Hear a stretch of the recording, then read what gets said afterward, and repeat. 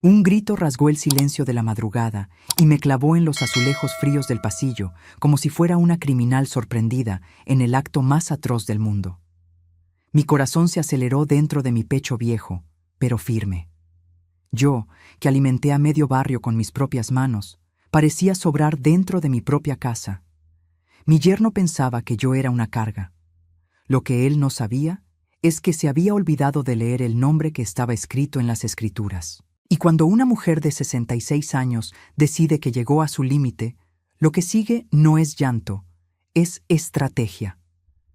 Pero antes de continuar, checa si ya estás suscrito al canal y escribe en los comentarios: ¿desde dónde estás viendo este video? Nos encanta saber hasta dónde están llegando nuestras historias. Mi nombre es Elena. Tengo 66 años, manos callosas de tanto trabajar y una memoria lo suficientemente buena para recordar cada peso que gané y cada centavo que gasté en quien no lo merecía. Durante 32 años fui costurera, no de las que remiendan dobladillos en casa. Fui dueña de un taller en el centro de la ciudad, el Atelier Doña Elena, donde vestía novias, madrinas, graduadas y hasta a la esposa del alcalde, en una época en la que el alcalde todavía tenía vergüenza. Cosí vestidos que costaban más de lo que mucha gente ganaba en 3 meses. Pero también cosí gratis para la vecina que enviudó demasiado joven y no tenía con qué vestir a su hija para su boda. Aprendí temprano que el valor de una persona no está en cuánto cobra, sino en lo que deja atrás. Cuando mi esposo, Gilberto, murió de un infarto fulminante, yo tenía 41 años y una hija de 16 que criar sola. No lloré en público. Lloré dentro del baño, con la regadera abierta para que nadie me oyera, y al día siguiente abrí el taller a la hora de siempre. La vida no se detiene por el dolor. Aprendí eso observando a mi madre, que crió a 4 hijos sola después de que mi padre se fuera con una mujer más joven sin dejar ni una carta de despedida. Mi hija, Camila, creció viéndome trabajar. Creció entre telas, hilos y el ruido de la máquina de coser que yo operaba desde las 7 de la mañana hasta, a veces, la medianoche. Se graduó en administración, consiguió un empleo en una empresa de logística y a los 28 años trajo a casa a un novio que se volvió prometido y luego esposo. Rodrigo. Intenté que me cayera bien Rodrigo.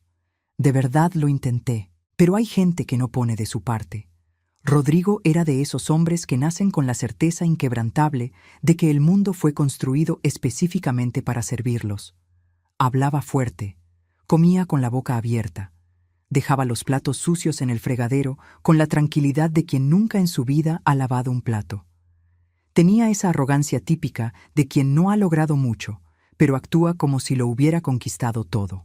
Trabajaba en una agencia de autos vendiendo financiamientos y se presentaba como consultor financiero en cenas con amigos. Cuando vendí mi taller, hace 2 años, usé el dinero para comprar un departamento espacioso en la Colonia del Valle, en la Ciudad de México. Mi notario, el señor Raimundo, un hombre de 70 años que desconfiaba de los yernos por principio, insistió en que el inmueble quedara solo a mi nombre. Acepté sin dudar. Camila y Rodrigo vivían en una renta cara y apretada, y cuando sugerí que se vinieran a vivir conmigo para ahorrar dinero y comprar su propia casa, pensé que le estaba haciendo un favor a mi hija. El favor fue aceptado con una sonrisa. La gratitud duró poco. En los primeros meses, todo marchaba bien dentro de lo que cabe, pero poco a poco el departamento fue dejando de ser mío.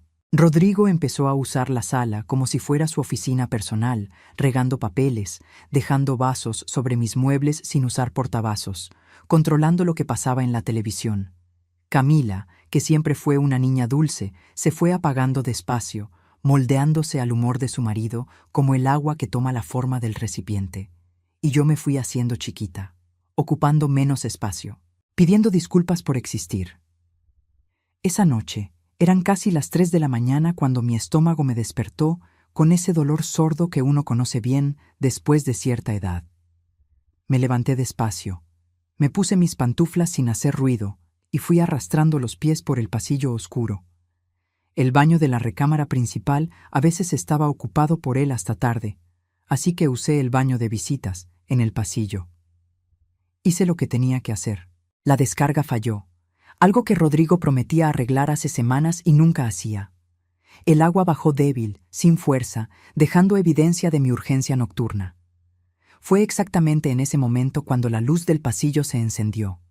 Rodrigo estaba ahí, en calzoncillos, de brazos cruzados, con el rostro deformado por una expresión de asco que nunca voy a poder olvidar mientras viva. Lo que dijo en ese momento fue tan cruel, tan innecesario, tan cargado de desprecio, que mi cuerpo entero se congeló. Me llamó vieja inútil. Dijo que no sabía usar ni un baño. Dijo que apestaba toda la casa. Dijo que necesitaba trabajar en la mañana y que yo no dejaba dormir a nadie con mis porquerías. Cada palabra fue un golpe. Pero lo que me rompió de verdad no fue el grito de Rodrigo. Fue el silencio de la habitación de mi hija. Camila estaba despierta. Lo sé porque conozco su sueño desde que era bebé. Su silencio fue una confirmación que dolió más que cualquier insulto. Me quedé sola en el baño iluminado, mirándome en el espejo. Tenía el cabello canoso todo despeinado, los ojos llorosos y una expresión de quien recibió una bofetada sin esperarla. Pero debajo de esa capa de tristeza vi otra cosa. Vi a la Elena que abrió un taller desde cero después de que su esposo murió.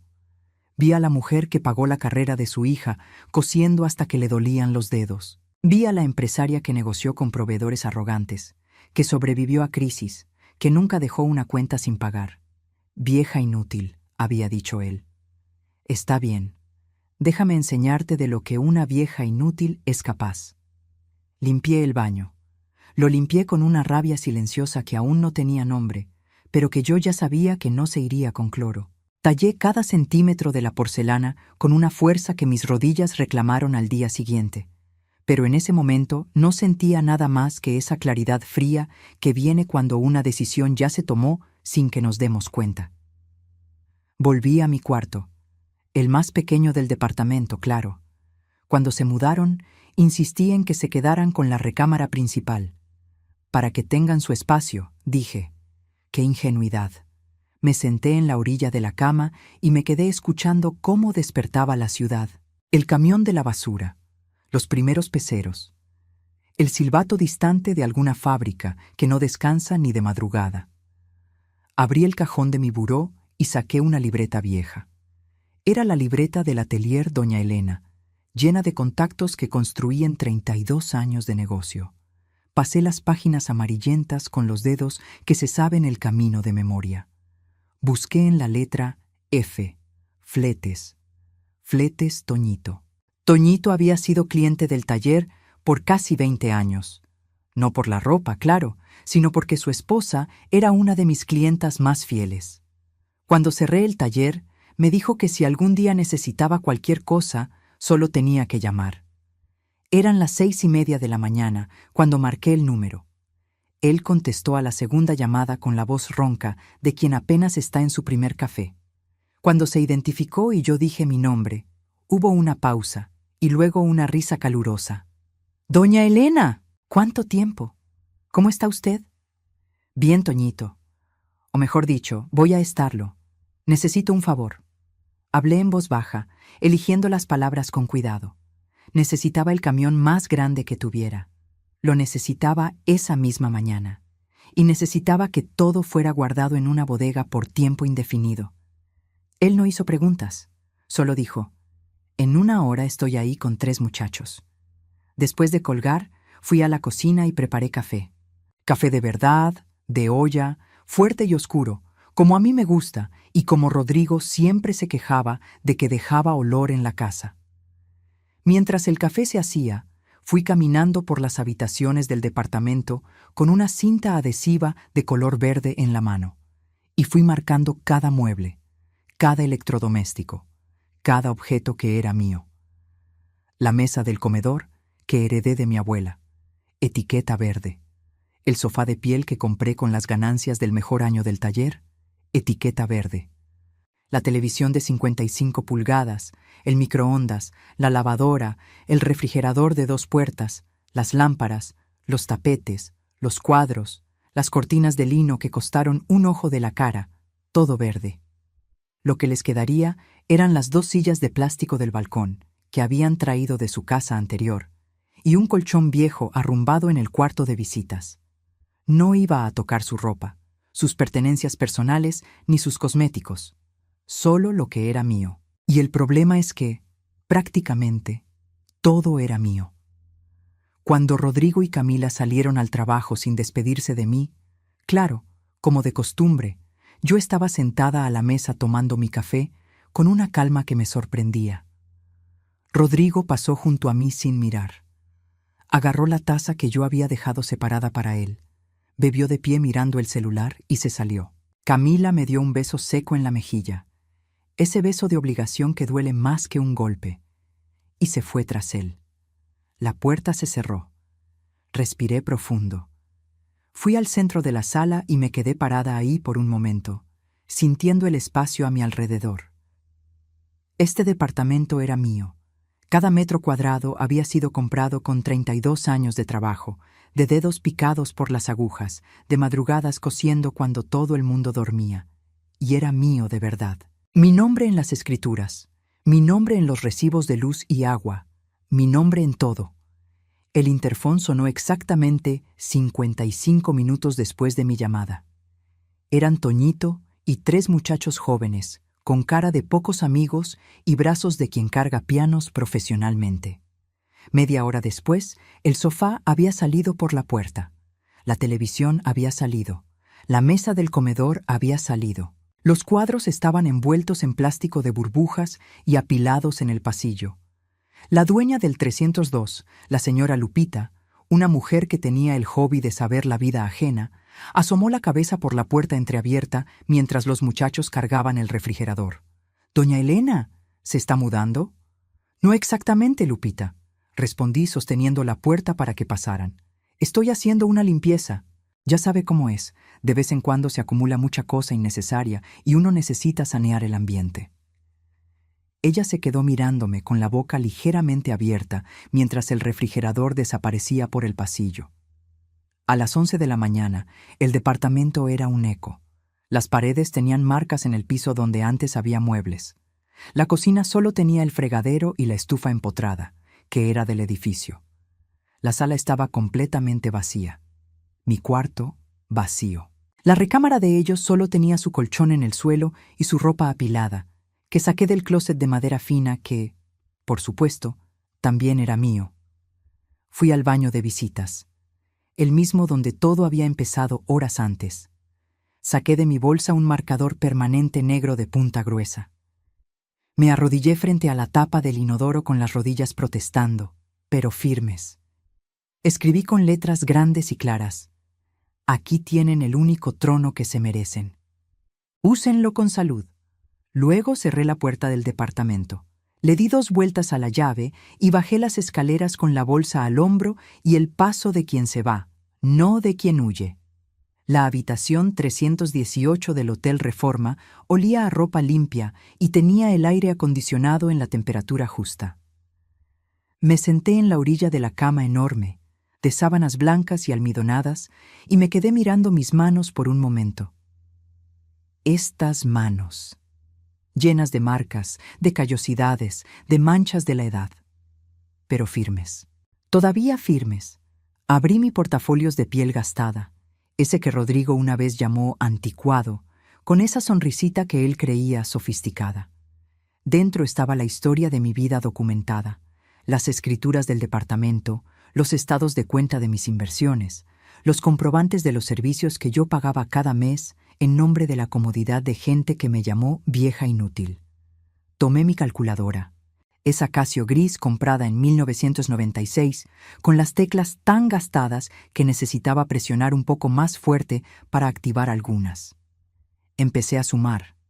Renta que deberían pagar por el valor de mercado del departamento, 25,000 pesos al mes. Multiplicado por 24 meses, 600,000 pesos. Luz, agua, gas, internet de fibra óptica que Rodrigo exigió para jugar videojuegos en línea. En promedio, 6,000 pesos al mes. 24 meses, 144,000 pesos. La tarjeta de crédito adicional que puse a nombre de Camila cuando dijo que tenía dificultades financieras al principio del matrimonio, y que Rodrigo había empezado a usar para comprar llantas, ropa y carnes asadas con amigos, promedio de 10,000 pesos al mes. 24 meses, 240,000 pesos. La comida que yo compraba cada semana. El servicio de limpieza que yo pagaba 2 veces por mes y que Rodrigo trataba como obligación mía. Las medicinas que compré para Camila cuando le dio gripa y él se quejó del precio en la farmacia. La cifra final parpadeó en la pantalla de la calculadora como una acusación silenciosa. Más de 1,000,000 de pesos, aproximadamente, que yo había invertido en 2 personas que no me trataban como a un ser humano. Fui a la ventana del cuarto. Allá abajo la ciudad se movía indiferente. Metrobuses, coches, gente caminando apresurada con sus propios problemas. Tomé el celular y abrí la aplicación del banco. Un año atrás, cuando Rodrigo perdió una comisión grande y anduvieron apretados por 2 meses, él me pidió acceso a su cuenta para que yo hiciera una transferencia de emergencia. Nunca cambió la contraseña. Su arrogancia era tal que probablemente pensaba que yo ni sabía qué era la banca en línea. Lo que vi en la pantalla me hizo soltar un suspiro largo e involuntario. Tenían una deuda en su tarjeta que alcanzaría para comprar un coche compacto. La cuenta de ahorros mostraba un saldo que no pagaría ni 3 días de renta. Acababan de comprar una pantalla a 18 meses sin intereses. Debían 2 meses de la letra del carro. El ejecutivo financiero vivía en números rojos hasta el cuello. Llamé a la compañía de Internet. Voz tranquila, amigable. Soy la titular de la cuenta. Necesito suspender el servicio por motivo de remodelación. Sí, inmediato. No, no deje ni la señal básica. Llamé a la compañía de luz. Solicito el corte por remodelación estructural. El inmueble está vacío. Sí, soy la propietaria. Pueden cortarla mañana temprano. Llamé al banco. Cancelación de las autorizaciones de débito automático relacionadas con el financiamiento del vehículo a nombre del señor Rodrigo Villalobos. Cancelación de los planes de celular a mi nombre que estaban siendo usados por terceros. Cancelación de la mensualidad del gimnasio al que él se inscribió en febrero y fue 3 semanas. Cada llamada tenía el sabor de algo que se estaba enderezando. Pedí servicio al cuarto. Una sopa de verduras, un filete, una copa de vino tinto que costaba más de lo que yo había gastado en un restaurante en todo el último año, porque con ellos nunca salía. Siempre era yo la que cocinaba, servía y lavaba. Mientras esperaba la comida, el celular empezó a vibrar. Rodrigo. Dejé que sonara. Vibró de nuevo. Camila. Dejé que sonara. Una vez más, Rodrigo, con una rabia palpable que podía sentir a través de la pantalla, aún sin contestar. Abrí su mensaje de texto. Era una sarta de acusaciones, de amenazas de llamar a la policía, de palabras que eligió para lastimarme una vez más, esta vez a la distancia. Sonreí a la pantalla. Una llamada a la policía para reclamar que la suegra se llevó sus propios muebles de su propio departamento sería, por decirlo menos, una experiencia educativa para él. Llegó la comida. Comí despacio, saboreando cada bocado, con la televisión en un canal de cocina donde un chef joven intentaba hacer un risotto y fallaba en la proporción del caldo. Novato, murmuré a la pantalla. Tienes prisa. El risotto no acepta prisas. Levanté la copa de vino hacia el espejo de cuerpo entero del cuarto. Salud, vieja inútil, dije en voz alta. Bebí. El vino estaba perfecto. A la mañana siguiente desperté sin alarma. El sol entraba por la rendija de la cortina y había un olor a café viniendo del pasillo del hotel. Un olor honesto a grano, no ese de cápsula cara que Rodrigo exigía y que yo pagaba. Me vestí con mi mejor conjunto, el azul marino que usaba para reuniones importantes en el taller. Me puse mis aretes de perla, me pinté los labios de color vino y me miré al espejo un momento antes de salir.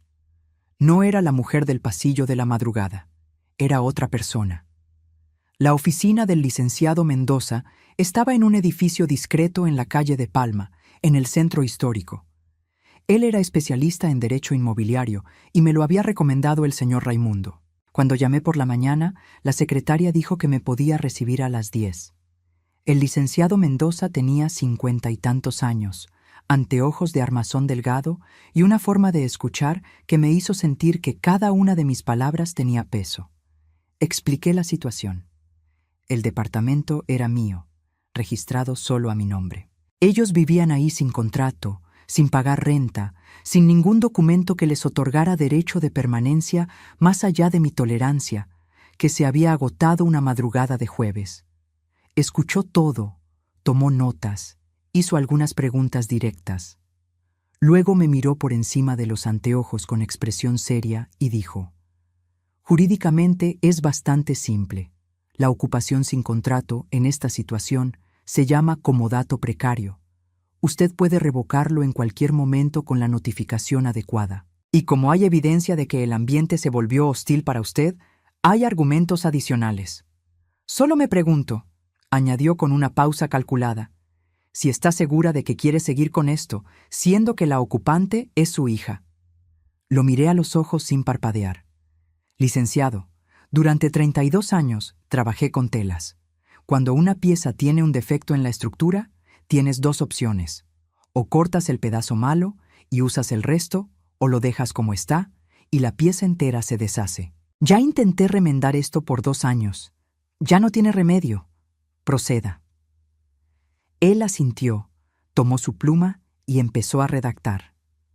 La notificación formal fue enviada a través de un actuario esa tarde, a los domicilios de trabajo de Rodrigo y de Camila, a petición mía. Tendrían 30 días para desocupar voluntariamente.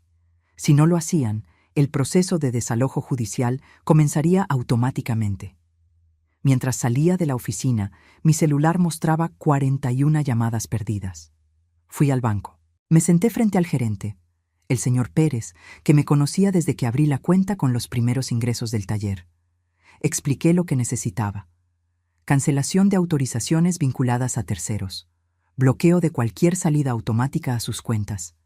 Se quedó un poco sorprendido, pero procesó todo sin demora. Cuando salí del banco, ya eran casi las 2 de la tarde. Fui a un restaurante pequeño donde hacían un mole de olla que me recordaba a la cocina de mi madre. Pedí una mesa para una persona y apagué el celular. No quería que sus voces interrumpieran mi digestión. Mientras comía, imaginaba el departamento vacío. Imaginaba a Rodrigo llegando del trabajo, abriendo la puerta, esperando encontrar la escena de siempre y encontrando el eco. Imaginaba a él tratando de prender la luz. Imaginándolo buscando la televisión que ya no estaba. Intentando conectar el celular al wifi que ya no existía. Había dejado las 2 cobijas viejas que yo usaba cuando ellos llegaron, dobladas sobre el colchón, y una nota escrita con mi mejor letra. Todo lo que está aquí les pertenece. Todo lo que se fue me pertenecía a mí. Que tengan una buena vida. Nada más. Cuando volví a prender el celular, tenía un mensaje de Camila. «Mamá, por favor. ¿Dónde estás? No hay luz. No hay nada aquí. Necesitamos hablar». Y había un audio de Rodrigo. No lo escuché hasta el final. En los primeros 10 segundos ya estaba insultando, amenazando, usando ese tono de quien está acostumbrado a intimidar y nunca aprendió que la intimidación solo funciona cuando la otra persona tiene miedo. Yo había dejado de tener miedo. Escribí una respuesta para Camila, corta y precisa. «Estoy bien. Tienen 30 días. El abogado ya envió la notificación». Envié y guardé el celular. Pedí un postre. Comí despacio. 2 días después, era hora de dejar que el silencio hablara por sí solo. Desayuné, me vestí bien y fui a la oficina del licenciado Mendoza, donde había quedado de ver a Rodrigo y a Camila. Llegaron 10 minutos tarde. Ya era una señal. Rodrigo entró primero. Traía la misma camisa del día anterior, no necesitaba ser detective para notarlo, y tenía una expresión que intentaba ser autoritaria, pero que en realidad era pánico mal disfrazado. Camila venía detrás, con los ojos rojos, el cabello recogido sin cuidado, una versión apagada de mi hija inteligente y bonita que creció viéndome trabajar. Cuando me vieron sentada ahí, tranquila, con las manos cruzadas en el regazo y mis aretes de perla, Rodrigo se detuvo en seco. El licenciado Mendoza fue eficiente. Explicó la situación legal en términos que no daban margen a interpretaciones. Rodrigo intentó interrumpir 3 veces, y las 3 veces el abogado lo cortó con una gentileza que tenía bordes afilados. Cuando me tocó hablar, lo hice sin levantar la voz. Dije que no era venganza. Dije que era cordura. Dije que había intentado por 2 años ser una madre generosa, una suegra discreta, una inquilina silenciosa dentro de mi propia casa. Dije que me había hecho chiquita para caber en el espacio que ellos me dejaban, un espacio que se fue reduciendo cada mes que pasaba. Dije que el grito de Rodrigo en la madrugada no me había destruido, me había despertado. Rodrigo intentó la estrategia del arrepentimiento. Dijo que había hablado al calor del momento, que estaba cansado, que no era lo que quería decir. Usé mis años de negociación con proveedores para reconocer la maniobra y dejé que terminara antes de responder que yo no estaba ahí para recibir disculpas, que las disculpas no deshacen lo que se dice a las 3 de la mañana cuando nadie está actuando para una audiencia. Camila me miró durante casi toda la conversación con una expresión que conozco desde que tenía 5 años y rompió un jarrón sin querer. Era la expresión de quien sabe que se equivocó y aún no sabe cómo arreglarlo. Puse sobre la mesa una carpeta con las copias de todo, las cuentas que yo había pagado, los estados de cuenta que mostraban cuánto había salido de mi pensión y de mis ahorros hacia sus cuentas en los últimos 2 años. El total, impreso en negritas en la última hoja, le quitó el color a la cara de Rodrigo. No es que el dinero fuera el punto. El punto era que yo había comprado con ese dinero mi propia invisibilidad dentro de mi propia casa. Y eso no estaba a la venta. Al final de la reunión, Rodrigo salió sin mirarme. Camila se quedó atrás por un segundo, con la boca abierta como si fuera a decir algo, y yo la observé sin moverme. Salió sin hablar. La puerta se cerró con un clic suave y definitivo. El licenciado Mendoza me miró por encima de los anteojos, con una expresión que era mitad respeto, mitad curiosidad. Me dijo que en 20 años de carrera había visto a pocas personas llevar ese tipo de conversación con tanta claridad.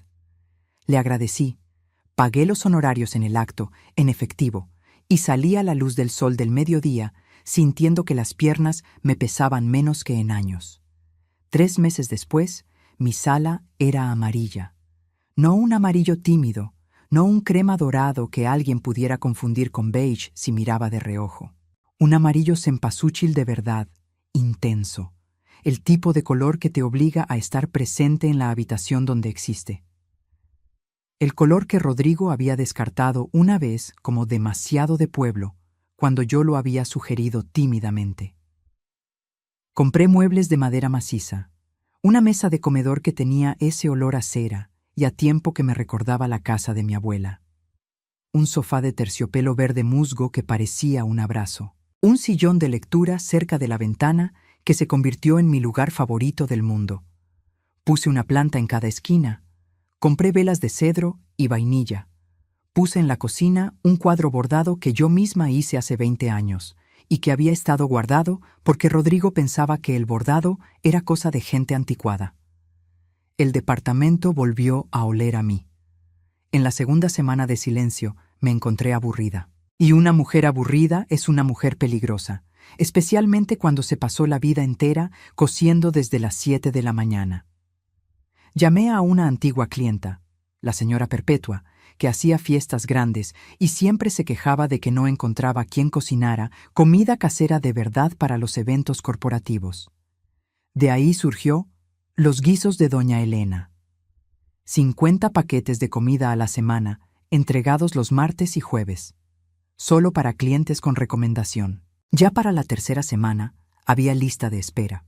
Un día, el repartidor me dijo, antes de llevarse las cajas, que había visto a Camila en una zapatería del centro, trabajando. Dudó antes de añadir que se veía cansada, pero que tenía algo diferente en la mirada, más encendida. No dije nada, pero me quedé pensando en eso por horas. Había cortado por completo el dinero de Camila, pero no había cortado mi atención silenciosa. Supe por diferentes fuentes, la vecina de la colonia a donde se fueron a vivir, una antigua colega de trabajo de ella, el portero de nuestro edificio, que las cosas entre Rodrigo y Camila habían implosionado rápidamente cuando el dinero desapareció. Sin el colchón financiero que yo proporcionaba, la estructura que mantenía ese matrimonio se reveló como lo que siempre fue, una fachada sin cimientos. Rodrigo se había regresado a su ciudad natal después de 6 semanas de moteles y departamentos compartidos. Camila se quedó en un cuarto rentado en una casa de huéspedes para mujeres, sola por primera vez en su vida adulta. A veces casi llamaba, casi, pero recordaba las palabras de mi padre, que dijo una vez mientras cosía la suela de un zapato viejo porque no tenía dinero para comprar uno nuevo, que el mayor regalo que uno puede darle a una persona, a veces, es dejar que descubra de lo que es capaz. Camila lo estaba descubriendo. Yo estaba esperando. Mientras tanto, pinté el baño. Instalé un inodoro nuevo, moderno, con esa descarga que funciona a la primera. Puse toallas de algodón egipcio y una vela de sándalo en la repisa.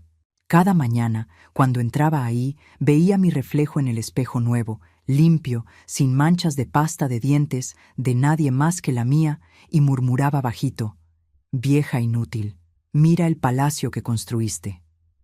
5 meses después del grito en el pasillo, un sobre se deslizó por la rendija de mi puerta. Tenía mi nombre escrito con la letra redonda de Camila. Fui a hacerme un café antes de abrirlo.